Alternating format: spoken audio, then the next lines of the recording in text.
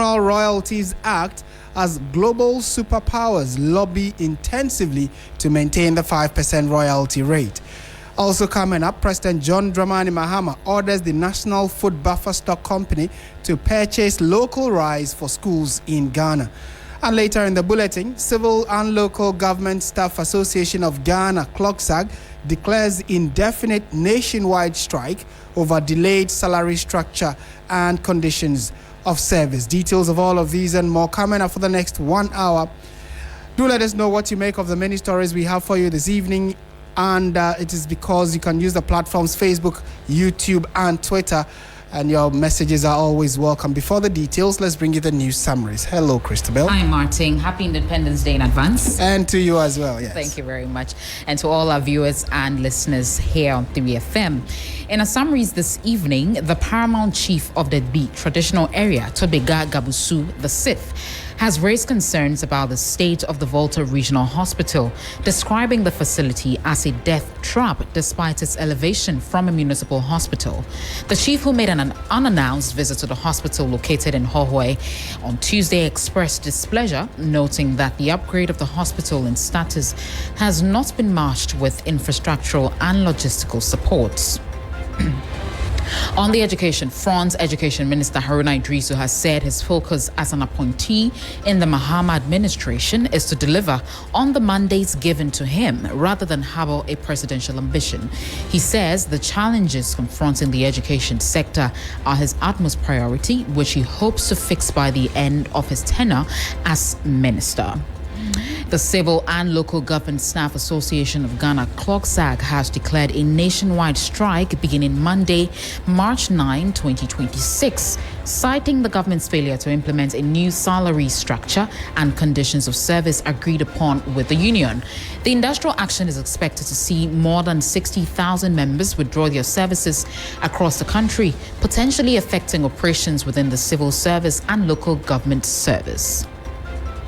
Government has directed that rice supplied to schools across the country be procured centrally through the Ghana Buffer Stock Company Limited as part of efforts to ensure the use of locally produced rice in school feeding.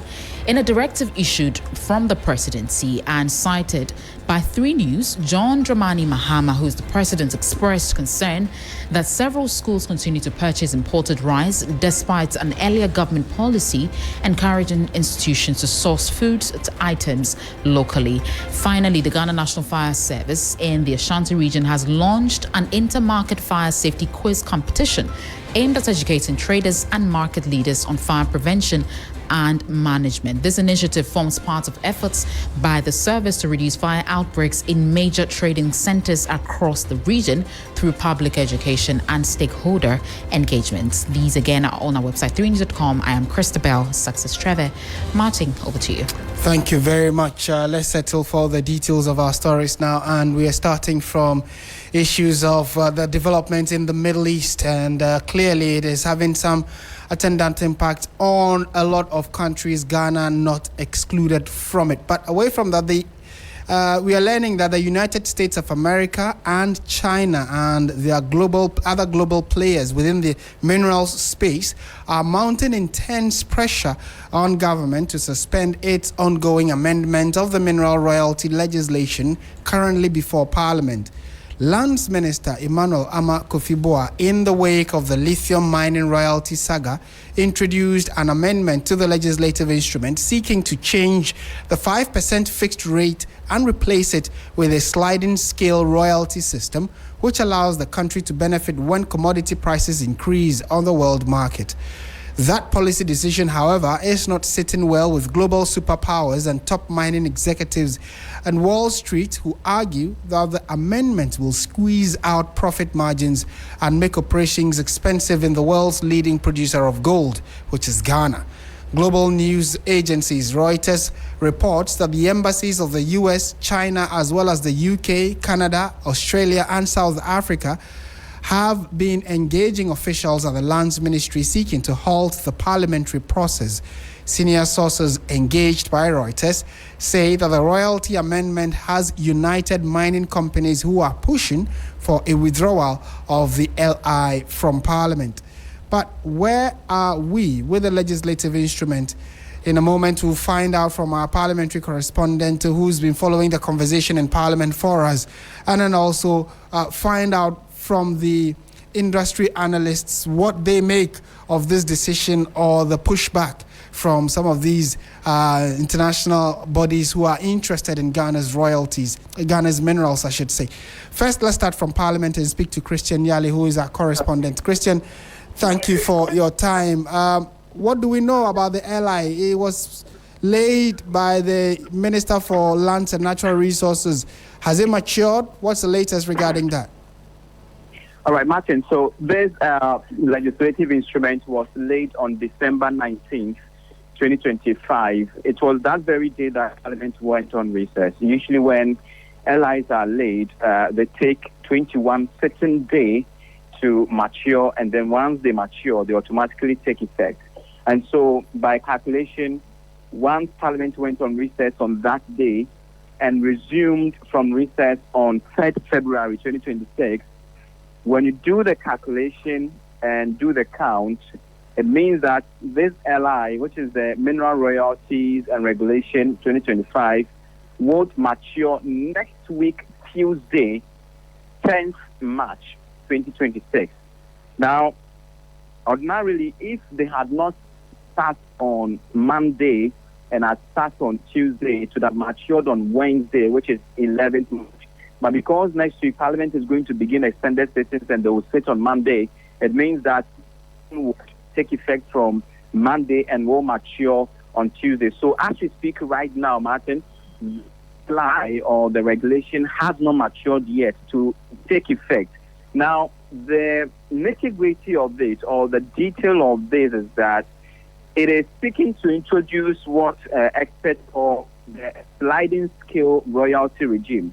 Now, when you say sliding scale royalty regime, it means that once the minerals are being mined, for the key one here is the lithium. Once it is being mined, the rate of royalty that the country gets will be pegged with the price on the market. And so the higher the price of the commodity or the mineral on the market, the higher the royalty, so that it is not static. It is not a fixed rate. So what it means is that when the prices drop, royalty will drop.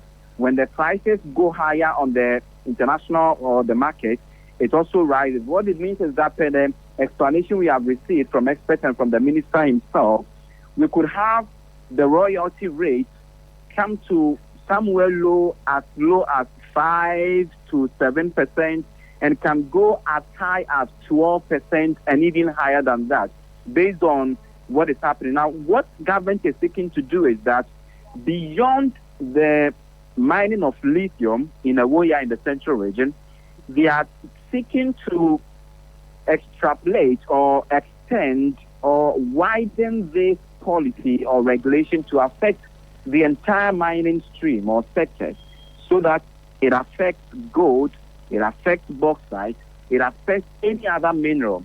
So far as government implements this new LI or regulation, it means that whatever royalty or whatever mineral we are mining in the country, the scale of royalty that the country gets would be sliding up or down based on the fluctuations of the world prices. It's a good explanation and background you've provided for this conversation. But now, so talk to us about the concerns being raised by these other countries that usually have purchased our resources. We are learning that US, China, and the global players within the mineral space are asking government to suspend this LI or withdraw it totally. What are the key concerns they are raising here? No, so I think in one way, what the ministry will tell you is that once this is applied or takes effect, it would bring some level of certainty to both government, to the companies involved, and also to the investor, that whatever be the case, no one is going to be shortchanged. Now, when you look at some of these superpowers that are taking case what, or we understand from the reports that they are engaging the ministry to halt this. I think, in a way, there is some level of fear that this could not augur well in the long run. That is more or less like the primary reason for which these superpowers are now beginning to, raise those concerns that they are raising before the minister. And so when you read the reports very well from that global news agency Reuters and what they are saying, it just means that engagement is ongoing. Now, they are pushing for a withdrawal of it. Maybe we may want to later get some specifics if the minister would want to speak, or if someone from the ministry would want to tell us exactly what is the fear of these countries that we are mentioning. But largely and by large, one of the issues, and also, Martin, because this has had some history, from when the initial mining lease was introduced and there was a fixed royalty of 5%, and you had even the minority raising concerns that when we peg it at a static rate of, let's say, 5%, then it means that even if things are going well on the international market, the country would, and if that is the case, then we are not going to accrue the necessary benefits. Now, this, in a way, others see it to have been official something for the other parties on the other side, which means that wherever or whichever countries are coming to buy some of our exports from us and take to their countries would, on the other side, benefit from it.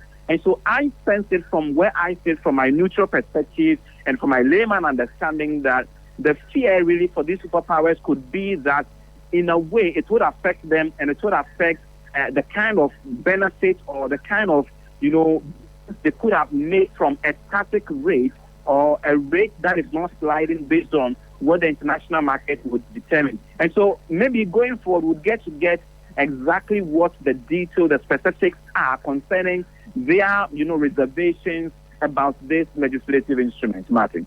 Right, and then finally, before you take leave of us, did you say, or do we get a sense that this decision of laying this particular bill before the House has bipartisan support? Yes, and when you talk to both sides, in fact, when the minister laid the LI and even addressed us on how he feels about it, we've had some members from the minority side who had always opposed a static rate. In fact, from the beginning, the minority was even of the view that the 5% was low and government could raise it, even if it is going to be a static one. Government could at least maintain the 10% that they had introduced during their time, which was equally highly debated and criticized.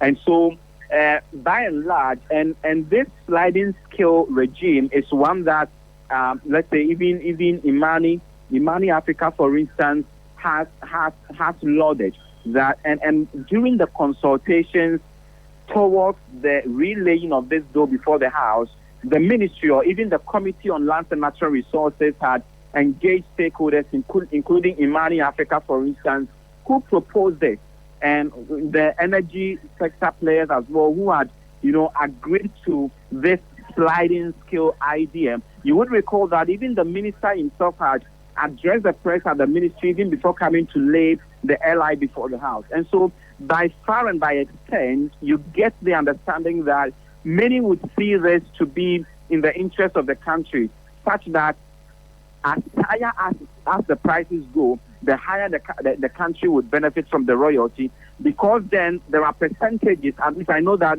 there is about 1% of the royalty that is going to develop the communities in which these minerals are being mined, especially when you mention Ewoya in the Infantiman constituency. About 1% of the royalty rate will be dedicated to developmental projects. And so if we get a higher royalty rate based on the price regime on the international market, then the communities would equally get the relevant benefits of it. And so many experts have lauded this as okay, yet you would have some reservations from some of the minority MPs who believe that even with the sliding scale, there could be a better. In fact, you would remember that they even called for the resignation of the Lands and Natural Resources Minister, who is equally acting as Environment Minister, for the back and forth, because he had laid an airline that introduced the 5% royalty rate, and now he withdraws that and brings back another airline that comes with a sliding scale regime. They had wanted him to even resign for what they termed as inconsistencies. And so we see how what is currently trickling in would, cause a different conversation other than what we already know. Thank you very much, Christian Yali, for that report from Parliament. He is a parliamentary correspondent updating us on the LI that has been laid in Parliament having to do with government's decision to withdraw an initial one which sought to maintain the 5% fixed rate of our mineral royalties with what, to the layman, we can just call a sliding scale, which then gives us a range, low and a high point, from which we can be benefiting depending on the development on the international market or where we do sell these these minerals when we do extract them. But what exactly is the concern of these international bodies or the other countries that are usually those that purchase these resources from us? They are raising concerns about the decision of government to switch from the fixed rate to one that gives us some space to do more business. Let's speak to a member of our research team here at Media General, Wisdom Safo, who has also been following this particular story keenly. Wisdom, thank you for joining us. To start with, what do you make of the decision, first of all, to switch from a fixed rate to one that gives us space to operate, a bit more room, a high point and a low point? Martin, for you to appreciate this, you have to understand what gold means for Ghana as it stands. Gold is contributing about 63% of all our export earnings. Now take note, you realize that all these large-scale mining companies, right, when they sell their gold, the receipts currently has been directed by BOG to go into the commercial banks. At first, it used to go to the central bank for Forex. So any receipt that comes in it benefits us. Gold is an important asset when you are talking about the Ghanaian economy. Now, this sliding scale simply means that when the prices are going high, you'll be getting more royalties, so more revenue will be trickling in for us as a country. And when the prices are low, we will also cut our royalties. Someone will ask, what are royalties? Well, they are the taxes in terms of revenue that the government receive from these large mining companies from the extraction of our minerals. So let's talk about lithium. Let's talk about the recent lithium agreements that was signed. That the land minister had to go and renegotiate, because initially the percentage that was signed by the former land minister, Jinapo, was 10%. And Amakufibua, the current minister, said that the 10% was actually in violation of our Minerals Act, which fixed it as 5%. For us to be able to change it back, we have to amend the act. That's why he laid the LI to change the flat rate to a sliding scale, now between 5 and 12%. So when the prices of gold, and currently prices of gold is surging, right? It is over $5,000 per ounce. So anytime we are having an increase in gold prices, then you are getting more percentage in terms of royalties. It will increase our revenue. And I did a projection. I realized that if you are able to implement this sliding scale, it's actually going to give us an additional $1.4 billion in terms of receipts. But for mining companies, and I was digging deep, I realized that if you look at Newmont, you look at Anglo Gold Ashanti and all these mining companies, most of them are owned by US, Australia, China, most of them. That's why you hear this pushing by these embassies and diplomats. So it's very natural for them to be pushing.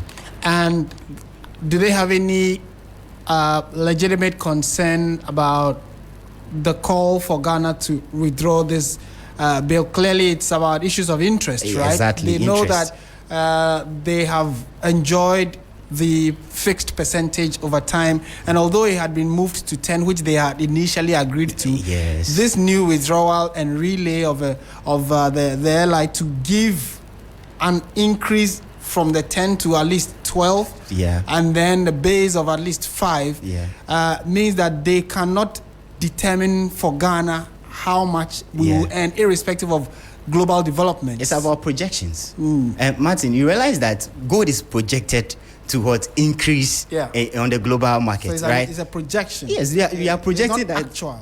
Well, you can also talk about this Iran wars and geopolitics feeding in, because people are finding gold as a safe haven for their investment. So if you are projecting that gold prices are going to increase and you are expecting a lot of windfalls, you would like to cloud back these windfalls, and you would not like to pay it to the government. And the government also is coming with a smart move that, look, okay, I've also projected, I've realized that gold is also going to increase on the international market. Then what will I do? I'll also change my royalties, fix it in a way that when the prices are going very high. I heard Christian mentioning Imani have actually they were calling for the government to implement this sliding scale, and it's actually going to cushion us, protect the Ghanaian interests, such that when the prices are surging, when the prices are high, we will be getting higher revenue in terms of royalties being paid to us. Maybe talk about 11, 10%, 12%. And when the prices are low, okay, we will say, okay, fine. Now prices are low. To cushion you the large extractive mining companies, then you will lower it to maybe 5% for you. Right. So that you will also be able to break even and all that. So it's all about interest. It's all about quid pro quo. And they are looking also at the fact that this decision could squeeze their profit margins. Definitely. So can you imagine that, for instance, we stay at even the initial fixed rate of 10% that was proposed, if even we stay there. And like you're indicating, gold prices surge way beyond. We are shooting ourselves in the foot to stay at just that 10%. Definitely. Whereas this sliding scale gives us the option to maneuver and then, increase our profitability as well. So, it's a conversation that is currently ongoing, and we thank you for giving us the research perspective to this conversation. Wisdom Safo is with our research team here at Media General, granting us, a different angle to this all-important conversation having to do with Ghana's mineral resources and how we can benefit as a country from it, especially now that gold, for instance, is projected to have some, a further surge for at least for the next 2 years. And looking at current global trends and the instabilities and uncertainties greeting us all as a human race, people feel that the best place to, save your resources would be in gold. So as the leading producer of gold, especially from within the West African sub-region, Ghana needs to position itself very well. Albeit the fact that this particular agreement was laid to in Parliament, and the focus was on lithium, which is also one of the minerals Ghana has discovered and yet to start extracting in mass quantities or commercial quantities. We have broadened this LI to cover not just lithium, but then all our extractives. And we'll see what the position of government will be as we wait for the bill to mature, or the LI to mature in Parliament in the next few days. This is still 3FM 92.7. You're listening to Hot Edition. It is live from our studio here at Adesanwe Kanda in Accra. Let's turn our attention to some other stories now. And the President of the Republic, John Dramani Mahama, has ordered an immediate purchase of all local rice by the Ghana Buffer Stock Company for onward transmission to schools across the country. Government earlier ordered the purchase of the local produce to deal with the glut on the market following the harvest. But with a decentralized food purchase system introduced, school heads still resort to the purchase of imported rice for the consumption of students. The development, which is contributing to the worsening of the glut situation on the market, has forced a new directive from the president, a centralized purchase of all rice produced by the buffer stock for distribution to schools. The new directive recalls a policy introduced last year to decentralize food procurement for schools, allowing school authorities to source food from their local communities. The move was aimed at strengthening domestic agriculture and supporting local value chains. Part of that policy especially encouraged the purchase of locally produced rice to improve market access for Ghanaian rice farmers and reduce the country's dependence on imported food commodities. Let's go to the phone lines now and speak to Evans Sakite, who is a local rice producer in the Akuse area. Mr. Sakite, good evening. Thank you for joining us on 3FM. Good evening. What do you make of this news coming in from the president, this order that the national buffer stock buy local rice, especially for our secondary schools?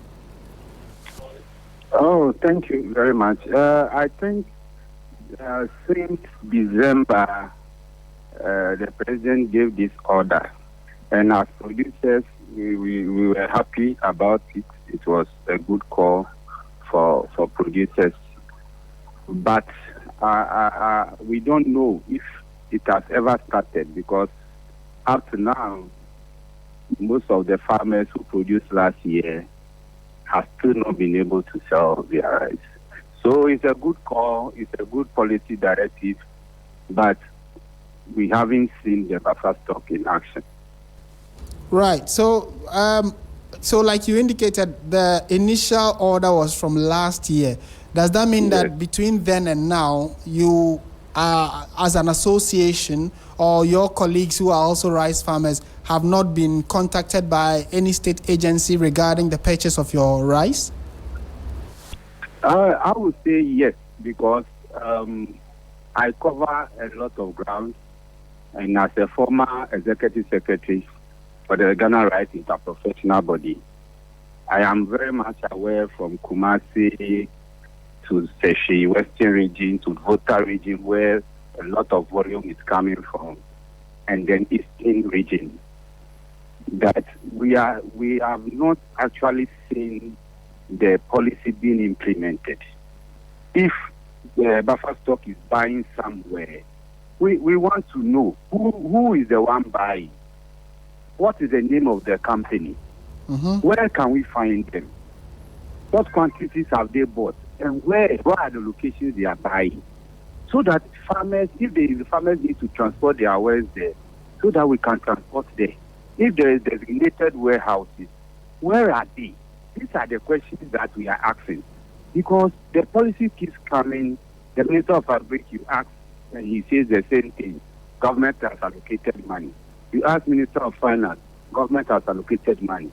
The President is giving directives, buy local rice. And we don't know where. We don't know who. And we don't know where the money is. Wow, that's quite surprising coming from someone who is right in the heart of, producing rice and looking forward to selling it. But beyond the intervention that government intends to make, what can you tell us about the consumption of local rice and the interest from the market? Are people really interested in it? Do they purchase it? And is it that we have excess and that you want people to be able to buy higher volumes? Okay, I think for quite some time now, when there was a huge advocacy for consumption of local rice from somewhere around 2014 that I was involved, consumption of local rice has gone very high. We have improved on the quality. Gone were the days where you have to take stones and chaff from it before you cook. It is no more like that. We have well-branded, aromatic, long grain rice on the market, well packaged, just like the foreign rice. So, purchase has been good for a very long time now. But this year and the last year, we have seen the trend of a lot of influx of rice from the smuggled through the land borders. That is number one. So because most of them are not paying duty, they are able to reduce their price so low that the local farmer, after producing, cannot sell or be competitive. And then most of the schools that used to buy from the local farmers and then aggregators are also all those purchases, we don't see it anymore. And it looks as if all those people have diverted and they are buying rice somewhere else. So for the consumption, people are consuming, but I think where the volume of purchase goes through, we don't see it anymore. And it looks as if there is something wrong somewhere. Wow. So during the period of the advocacy, when the entire nation was, pushing the agenda of buy made in Ghana or buy Ghana produced rice, it was good. The market was looking better, but that campaign and advocacy has slowed down now. Yeah. Okay. So I don't. The advocacy has not stopped. When you listen to some of the radio stations in the morning, there's always the advocacy for Eat Ghana, even if it is not just rice but other commodities. So we believe that most of the influx is because most of the importers are also evading tax. They are not paying the right duty, especially through the land borders. A lot of rice is coming through the Togo border and then Ivory Coast side coming in. And so when it's like that, they are able to reduce the price below what the local farmer can do. Because the local farmer and what we produce, our prices are not that high that you say that compared to foreign rice that has passed through the actual borders and our state duty will be higher than ours all the time. So with the challenge, sometimes somebody will say, oh, the Ghana rice is so expensive. But we forget that the farmers are buying fertilizer. They are buying all forms of inputs, which are also expensive. So equally, if the person is able to produce that rice at the same quality like the foreign rice, it is either the person should sell at the same price because the variety is not different. Okay. Now, talk to me about the other concern that some Ghanaians had. And it is good you have put on record that previously Ghanaian consumers of our locally produced rice were saying you find stones and other debris in it and that it wasn't nice. But now that is not the case. And personally, I have tasted some very nice local rice. But talk to us about the capacity to produce to meet local demand. There are advocates pushing for the suspension or total halt of importation of rice. But as a farmer, are you confident that if we say we are not going to import today, we will be able to sustain the consumption of rice, which is one of the biggest staples consumed in the country? Can you sustain supply? Okay, I think the answer there, if you check from the Ghana Statistical Service up to now, there has been increase in production, but we haven't met the consumption rate as a country. Currently, it's about 45% production and 55% import. But the issue is that most of the production that we are doing, although it is going up, and we are not able to meet consumption yet, the industry environment itself is not allowing the local farmer to continue to produce and increase production. But the potential is there. And when we are talking about maybe banning, it may not be outright for now. But what we can do is that we know that the southern part of Ghana, we produce between now and July, August, where most of the rain-fed will harvest their rice. Okay. The north will also harvest around October, November. What the government can do is that within that window, where the north has harvested and the southern part has already harvested already, between October and December, we can put a temporary ban on import just to hold for some time so that the local farmer can sell. And then maybe January you can open up again. In that case, the farmers will not be able to go into production again. But last year, when the drought started, it started from around October. And people were importing a lot because it was in December. We were going to have Christmas festivities and all those things. And there was not even a quota system to even cut the imports. And that is where government must come in, the Ministry of Trade must come in, the Ministry of Finance must come in. Because what I am envisioning and what everybody needs, what happened with COVID, it could hit us again. Today we are having war in Iran. We don't know how it will escalate to where. And if farmers decide that, okay, they've not been able to sell their products since last year, so they won't produce again. And then these wars escalate, and the places that we are importing rice from and other commodities from are no more bringing us food. What do we do? Because the local farmer can also decide that, okay, I'll put my money in a different business, because when I produce rice or maize, I'm not able to sell. Okay. And that's going to be quite problematic. Thank you. We'll follow up on this particular revelation you have given us about the fact that although the president has given the directive, very little to no action has been seen, about the purchasing of local rice. We'll follow up on it and subsequently we'll engage you as well. Thank you for your time this evening. Thank you too. Thank you too for the opportunity. Yes. And I'm available anytime your news team would like to visit some of the key players to go and see the farmers directly, to talk to them. Right.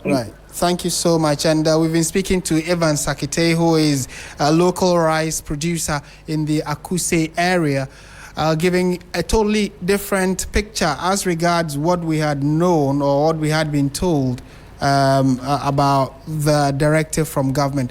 Let's take our attention to other stories this evening. Mind you, you're listening to 3FM 92.7. This is Hot Edition, and it is live from our studio here at Adesawe Kanda in Accra. Let's take a quick trip to the Upper West region, where the Wa High Court on Wednesday sentenced the notorious serial killer Sharif Abdullahi, popularly known as Christos, to life imprisonment with hard labor for the murder of 23 people across the country. The convict admitted to killing 16 people in Wa, 5 in Bole, and 1 each in Banda, Nkwanta, and Bamboy. Sharaf Abdullahi was arrested on the 6th of October 2025 following sustained intelligence-led operations by the police. After months of investigations, he was committed by the District Magistrate Court and subsequently arraigned in the High Court on the 4th of March 2026. In court, the accused pleaded guilty to the charges. Based on his own plea, Justice Osewu Suwentri sentenced him to life imprisonment with hard labor. The convict is to serve his sentence at the Nsawam Medium Security Prison. Principal State Attorney Said Abdul Shakur spoke to Mawana Egbeta about the conviction. Let's listen to him. Yes, he before the court could convict him, the court was a little bit doubtful as to his mental capacity because of the gory nature of the recitations. So the court had to go on inquiry. The court then had to ask him what motivated him to do that. First of all, the court asked him about his name, his parents' name, where he stayed, the work he does. A number of questions the court asked him, he answered truthfully and then coherently. And that was clear to the court that this person was perfectly normal before the court then convicted him. When the court asked him why he embarked on that kind of journey, he said that he had been wrongly convicted some years back to 2 years imprisonment. And that after he left the prisons, the society was very hostile towards him. People ridiculed him. Children pelted him with stones. People insulted him. So at the point, he became so angry that he thought that he should carry it back to society and face the society's spread. Right. Did we understand what the wrongful conviction was? I don't think so, because he said that somebody else told and they convicted him for another person.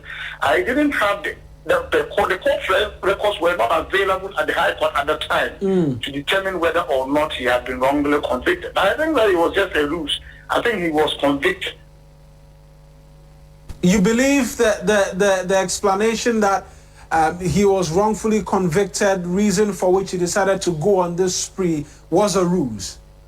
Yes, I think it was a ruse because he subsequently said that people insulted him and ridiculed him. Of course, those of us who find, those people who find themselves on the fringes of the society, those people who are not sufficiently endowed, sometimes you think that the society is against you, you think that the parent is hostile towards you. And then children, because he was a popular suicide boy, children, at least it's out there that you don't take it easy to some names, particularly in one. That is when people want to call those names to then stir you up. Now, there's additional detail which he provided to the court, and which is making people ask questions as to his mental capabilities. That he was consuming parts of the bodies of the persons he killed. How true are these stories which are circulating?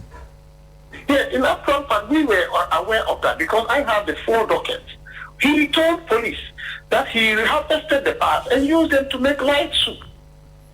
And that he used his parts, the body part, the intestines, and then the liver, and then sometimes the penis to prepare light soup. That was the statement he gave to the police. And that is what he repeated, that he used them to make light soup. You see, what is so striking about this matter is that it was not the police that led the man to the locations that he buried the people. He led the police to the places he buried, the shallow graves he buried his previous victims. He took them around various places in where he buried his victims. And that he was very consistent and coherent. In actual fact, at the district court when the committal proceedings were going on, he told the court there that, yes, I said I'm guilty because I killed the person. Wow, those are some very shocking revelations that were made by the principal state attorney in this case, where a young man has been sentenced to life imprisonment with hard labor, and clearly it was on his own admission his own admission to plead guilty, saying that yes, he murdered the individuals in question, and gave some very gory expose regarding what he even did with the body parts, to the extent that we're just being told by the principal state attorney that he said in court, that the convict said in court that he used parts of the bodies of the individuals he had killed for light soup.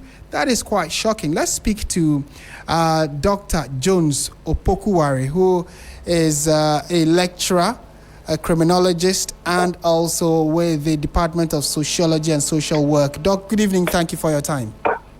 Good evening to you, my brother, and good evening to your listeners.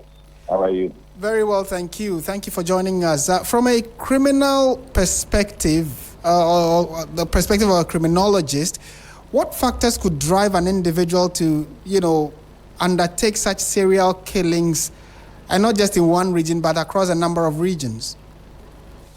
Well, thank you very much. I mean, if you look at the typology of serial murder, there are those that we call spree, and there are those we call, classical serial killers.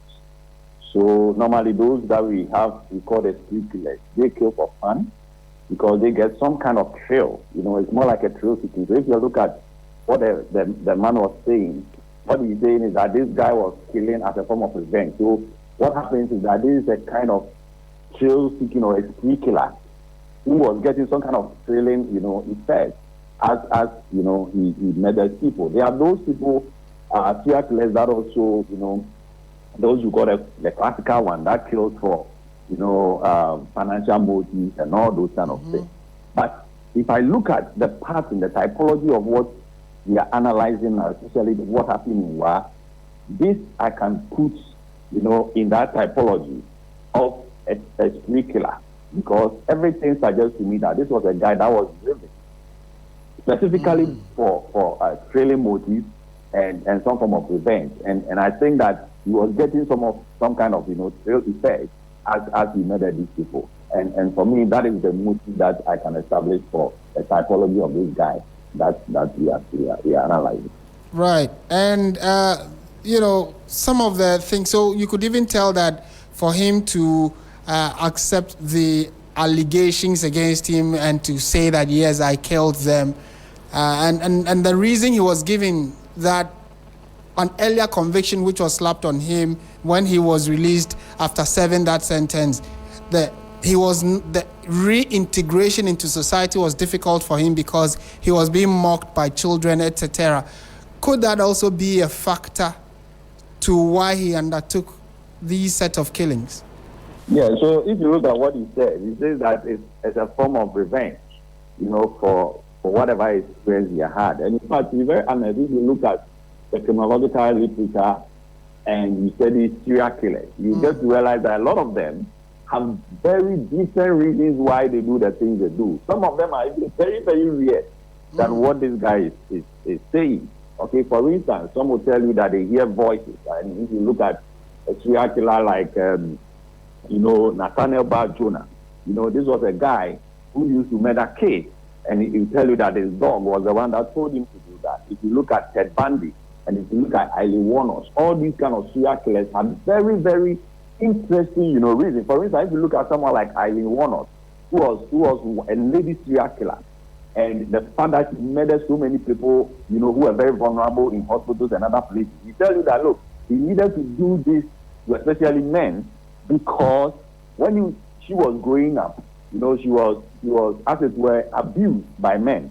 So normally, what happens is that there's this pattern of revenge, thrill-seeking revenge, in most of, the typologies of serial killers, especially those that go for that are the spree killers.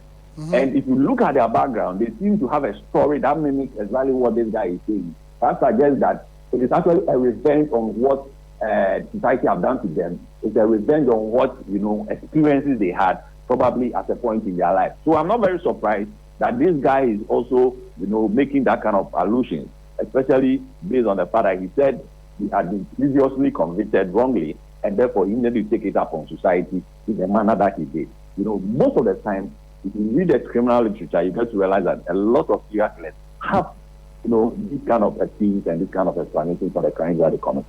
Right. And finally, before you take leave of us, what lessons can we draw from this particular case, both as a society and then also our security agencies?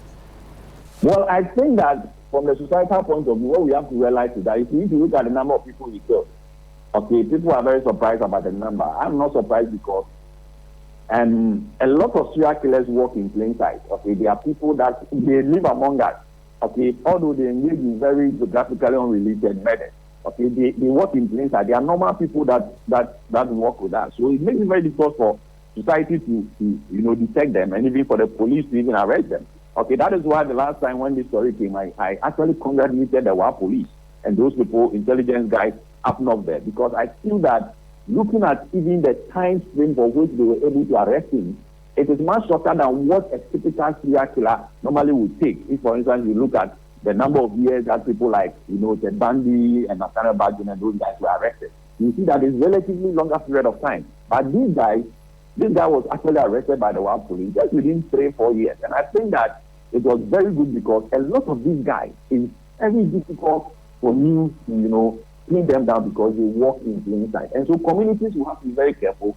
Once they get to be associated with people within community, they need to, be very suspicious of everybody. They need to look at people very carefully, especially people that demonstrate certain suspicious behavior. And for the police, I think that the police have done well. In fact, for the WA police and even the WA court, I think that this is how the Ghana Police Service across the country, or the the commands across the country, I think they should learn a lot from what is happening within the WA Police Command, especially in how they investigate cases and bring perpetrators to book, and how even the court system there is working and making sure that justice is quickly dispensed when criminals are arrested. So I think all in all, it's a very good thing that has happened to the country, and I want to give it up to the police and the court. We are grateful that you made time to speak with us this evening, Doc. Thank you so much for your time.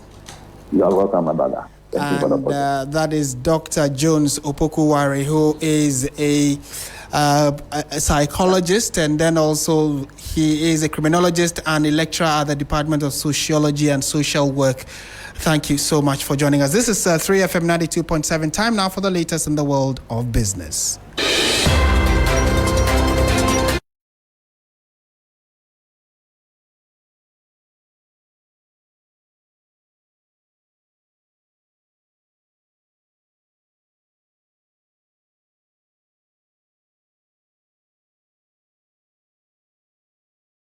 .7 with me, Bismarck. Also coming up tonight, city depreciation slows as dollar supply improves. We'll bring you details.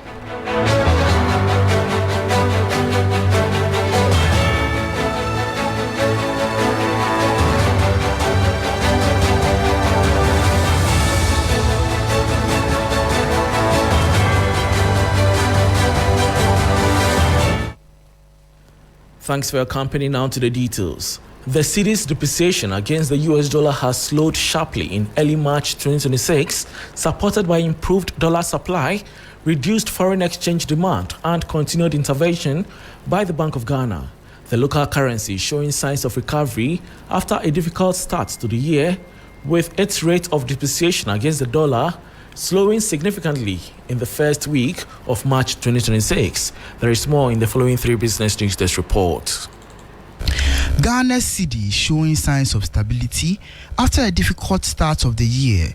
Earlier in 2026, the local currency had weakened by more than 4% against the US dollar based on price quotes from some major commercial banks.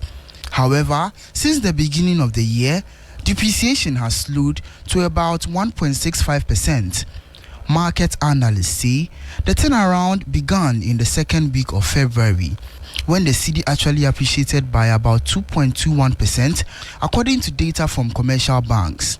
The improvement has been linked to increased dollar supply and reduced demand for foreign exchange from businesses. Some analysts also attribute the trend to the Chinese New Year holidays, which temporarily slowed demand for hard currency. During the period, the dollar moved from 10 cedis 95 pesos to 10 cedis 98 pesos to around 10 cedis 70 pesos to 10 cedis 75 pesos by the end of February. And that was a 3 business news desk report. Now, government statistician Dr. Alhassan Idrisun is urging households to take advantage of Ghana's falling inflation by planning their finances more carefully as the country records its slowest inflation rate since the 2021 rebasing of the Consumer Price Index. The government statistician is encouraging households to strengthen their financial planning following the continued decline in inflation. Statistician Dr. Alassane Idrisu says households could now plan their finances with greater confidence as inflation continues to ease across the economy. He is advising families to closely track spending on essentials such as food, rent, and school fees, avoid non-essential expenses, and set aside small savings whenever possible. According to data from the Ghana Statistical Service, Ghana's inflation rate dropped further to 3.3% in February 2026, down from 3.8% in January, and significantly lower than the 23.1% recorded in February last year. This marks the lowest inflation rate since the 2021 rebasing, and the 14th consecutive month of decline since January 2025.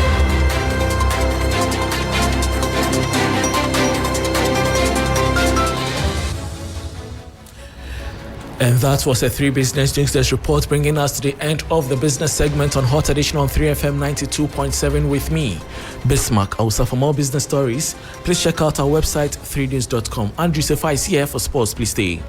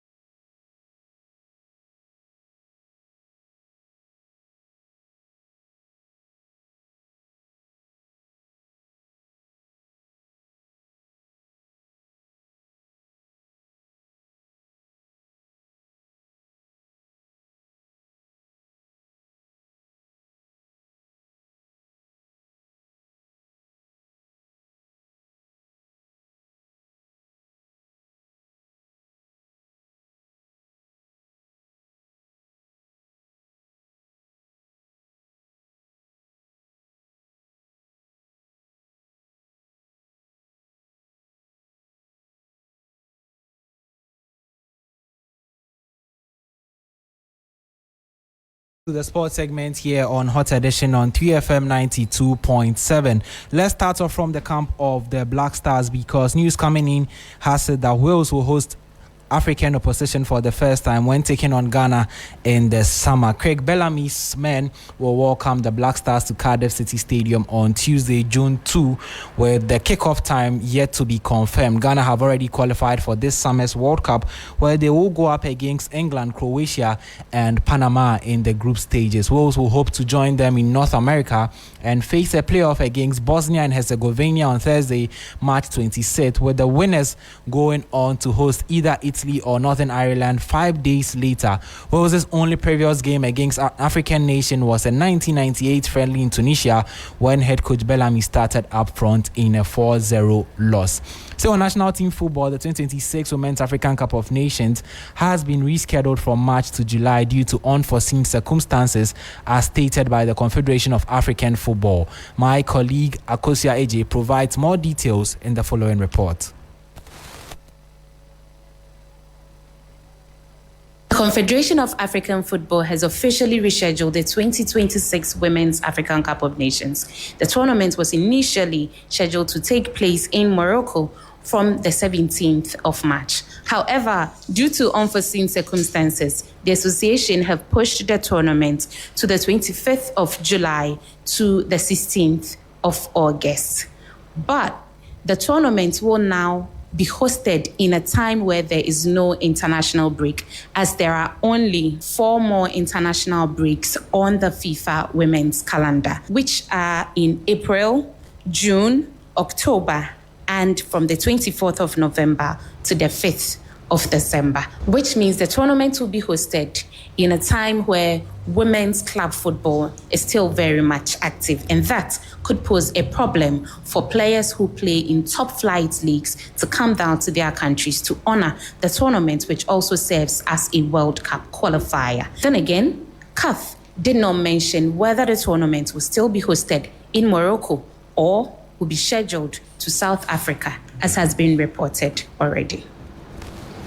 And so that was a report by my colleague Akosia Eje about the Women's African Cup of Nations, which has been rescheduled, bringing an end to Hot Edition here on 3FM 92.7. My name is Andrew Sifa Bamfo. Join us same time next week for more updates in the world of news, business, and sports.